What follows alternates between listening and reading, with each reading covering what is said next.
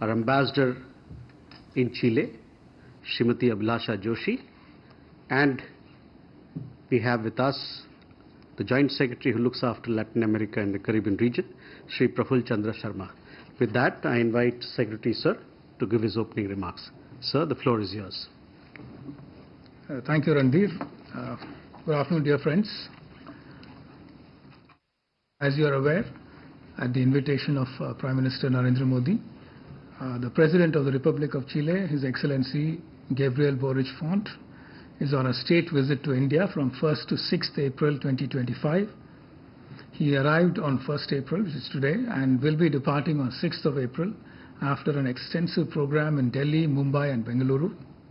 The President is accompanied by a high-powered delegation of cabinet ministers, parliamentarians, senior officials and a large business delegation. This is President Boric's first state visit to India, although two Chilean presidents have visited India in the past.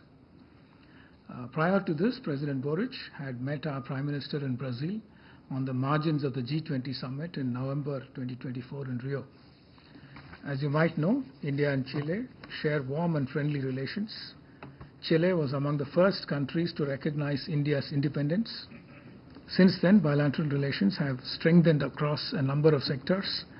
Our two countries have commonality of views on a wide range of issues. We cooperate extensively in multilateral fora and share similar views on expansion and reform of the United Nations Security Council. Chile has been consistent in its support to India's claim to a permanent seat in the UNSC. We recently commemorated 75 years of establishment of diplomatic relations. Indian culture and traditions are very popular in Chile. There are a number of yoga and Ayurveda schools and yoga practitioners in Chile. You would be happy to know that Chile has its own National Yoga Day, which is celebrated on 4th of November. Ayurveda is also gaining popularity, as I just noted, and there are a few Ayurveda institutes, clinics in Chile with close ties to some Indian Ayurveda institutes. There is also growing interest in Indian classical dances, cuisine, films, and tourism. Coming back to the visit, as I said, the President of Chile arrived in New Delhi earlier today. He was warmly received by Sri Pavitra Margarita, Minister of State for External Affairs, and was accorded a ceremonial welcome at the airport. His first engagement of the day was a call-on by the External Affairs Minister, Dr. S. Jaishankar. This was followed by extensive bilateral discussions with our Prime Minister and delegation. The two leaders undertook a comprehensive review of the entire gamut of bilateral relations, spanning a wide range of sectors including trade and investment, health and pharmaceuticals, mining and mineral resources, defense and security, agriculture and food security, green energy, ICT, digital economy, innovation and disaster management. The President expressed keen interest in developing cooperation in technology, innovation, cultural exchanges and academic collaboration. You will see a lot of the areas of convergence and the discussion that the two leaders had in the joint statement that is being issued. The two leaders also witnessed the exchange of several bilateral documents and MOUs. The joint statement lists that out. These include the letter of intent on Antarctica cooperation, cultural exchange program for the period 2025 to 29, agreement on cooperation and mutual assistance in customs matters, MOU for cooperation in the disability sector, MOU on police cooperation against organized crime, cybercrime and combating corruption, MOU on disaster management and renewal of the amended MOU in the field of geology and mineral resources. After this, there were press statements by the two leaders. Prime Minister then hosted a lunch in honor of the visiting President. As is customary in a state visit, President Boric visited Rajghat and laid a wreath at the Samadhi of Mahatma Gandhi.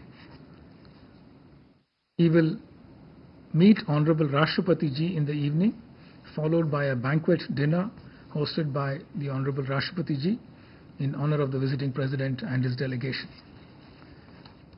As I said, the President is accompanied by a large business delegation with him. Obviously, we expect many business interactions with Indian industry leaders. In fact, business events have been planned in Delhi, Mumbai and Bengaluru on 2nd, 3rd and 5th April respectively. While in Delhi, the ministers accompanying the President will have over 25 meetings with Indian ministers and business counterparts. The MPs in the President's delegation will visit our parliament and interact with the parliamentarians. President Boric is expected to have official meetings in Mumbai, where the Chief Minister of Maharashtra is likely to pay a courtesy call on the visiting dignitary. There will also be a meeting with the Honorable Governor of Maharashtra.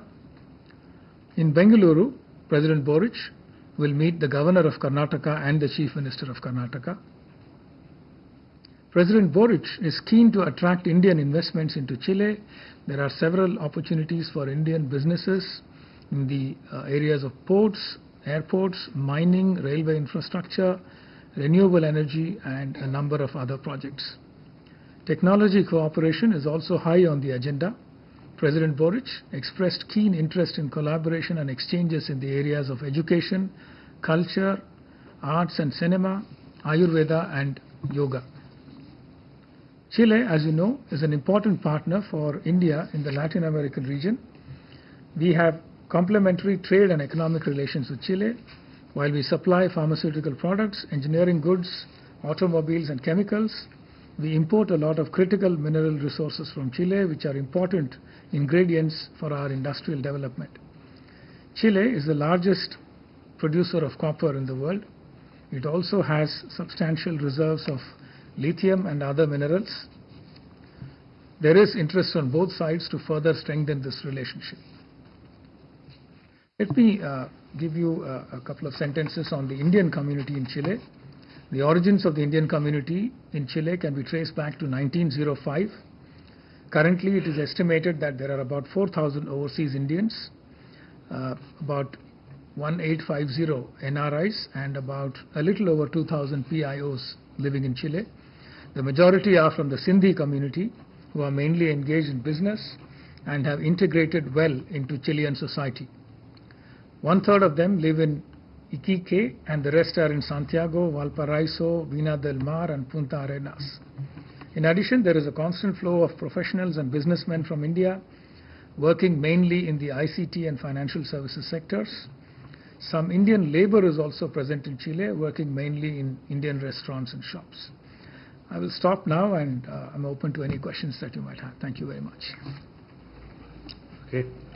So first we'll go with Huma. Sir, I'm Huma Siddiqui. So I have two questions. Was there any discussion on the expansion of the trade agreement that India has with Chile? And my second question is, you mentioned that they are talking about defense and security. So what exactly was discussed in that sector, if you can highlight that? Andres? Thank you. Andres Kipani, Financial Times.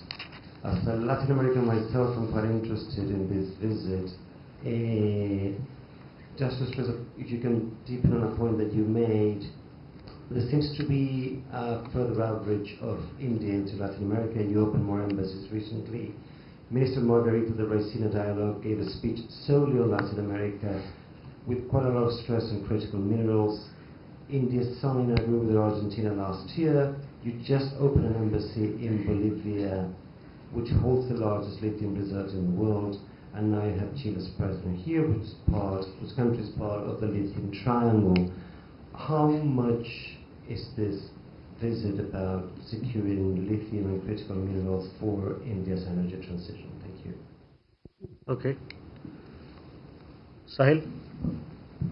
Sir, I'm Sahil Pandey from ANI. Any update regarding or any development regarding Chile-India FTA, if there is a possibility? Okay. Sir, we can take these three? Yeah, sure. First, let's take these three and then we'll come back for more. Thank you very much. Let me start with the FTA and CEPA. We already have a partial trade agreement with Chile, which addresses about 2,000 lines on the Chilean side and about 1,000 lines. There are concessional duties agreed on both sides. The idea is to try and expand that into a more comprehensive FTA or a comprehensive economic partnership agreement that will also include, in addition to trade in goods, services and investment. And therefore, all three parts of a comprehensive economic agreement will be addressed.